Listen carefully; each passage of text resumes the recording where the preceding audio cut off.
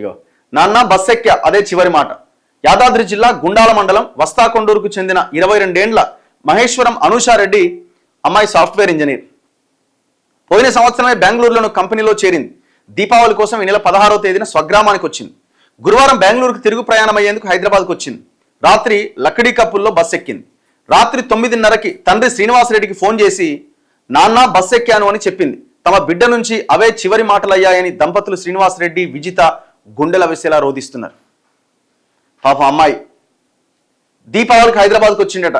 ఖమ్మం జిల్లాకు చెందిన చిత్తూరు శ్రీనివాసరావు విజయలక్ష్మి కొడుకు మేఘనాథ్ 25 సంవత్సరాల అబ్బాయిది. ఐటీ కంపెనీలో చక్కని ఉద్యోగం వచ్చిందన్న సంతోషం వారికి ఏడాదైనా మిగల్లే. బస్సు ప్రమాదంలో అతడు సజీవ దహనమయ్యాడని తెలిసి ఆ దంపతులు కన్నీరు మున్నీరుగా విలపిస్తున్నారు. 7 నెలల కింద మేఘనాథ్కు బెంగళూరులో ఉద్యోగం వచ్చింది.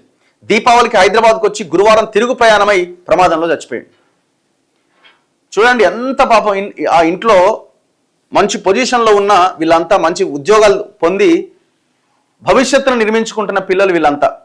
ఇగో బంధువుల ఇంటికి వచ్చి తిరిగి వెళ్తూ అనారోగ్యంతో ఉన్న తల్లి సేవ కోసం వేల రూపాయల వేతనాన్ని ఉద్యోగాన్ని కూడా వదులుకొని తల్లి సేవలో పునీతులవుతున్నారు.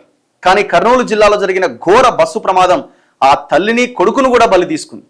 బెంగళూరు టిన్ ఫ్యాక్టరీ ప్రాంతంలోని నారాయణపురంలో నివసిస్తున్న ఫిలోమిన్ బేబీ ఆమె కొడుకు కిషోర్ కుమార్ బస్సు ప్రమాదంలో సజీవ దహనమయ్యారు. కిషోర్ కుమార్ ఉద్యోగం చేసేవాడు. తల్లికి సేవ చేసేందుకు పెళ్లిని ఉద్యోగాన్ని కూడా వదులుకున్నాడు. ఫిలోమినా బంధువులు హైదరాబాద్లో ఉన్నారు. వారితో కొంతకాలం గడిపేందుకు తల్లి కొడుకులు ఇటీవల అక్కడికి వెళ్లారు.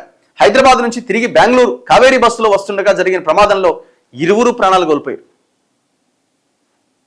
సాఫ్ట్వేర్ అమ్మాయి పెండ్లి కల బుగ్గి.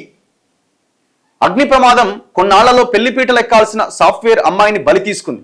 బాపట్ల జిల్లా ఇంకొల్లు మండలం పూసపాడుకు చెందిన గన్నమనేని ధాత్రి బెంగళూరులో సాఫ్ట్వేర్ కంపెనీలో పనిచేస్తోంది. దీపావళి సెలవులకు హైదరాబాద్లోని మేనమామ శ్రీకాంత్ ఇంటికి వెళ్లారు. సెలవులు ముగించుకొని బెంగళూరుకు తిరిగి వెళ్తూ కావేరీ బస్ ఎక్కి మృత్యువాత పడ్డారు. త్వరలోనే ఆమెకు పెళ్లి చేయాలని భావించామని, ఇంతలోనే అనంతలోకాలకు వెళ్లిపోయిందంటూ తల్లి వాణి కన్నీరు మున్నీరుగా విలపించారు.